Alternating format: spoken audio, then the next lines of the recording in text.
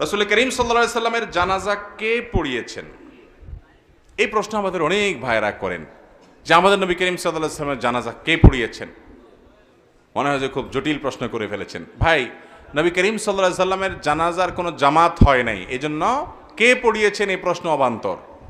তার জানাজাটা সবাই যার যার মতো ব্যক্তিগতভাবে পড়েছেন। তার লাশ রাখা ছিল, একজন একজন করে পড়ে পড়ে চলে গেছে।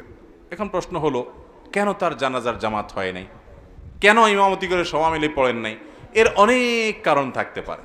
মুহাদ্দিসিন একরাম, মুহাক্কিক উলামা একরাম বিভিন্ন রকমের তাদের গবেষণার ফল তারা প্রকাশ করেছেন তখনকার বিভিন্ন প্রেক্ষাপট, বিভিন্ন বর্ণনার আলোকে। তার মধ্যে একটা হলো, নবী করিম সাল্লাল্লাহু আলাইহি সাল্লামের যে শ্রেষ্ঠত্ব, তার যে বড়ত্ব, তিনি যতদিন বেঁচে ছিলেন কোনোদিন তার সামনে কেউ ইমামতি কেউ করে নাই।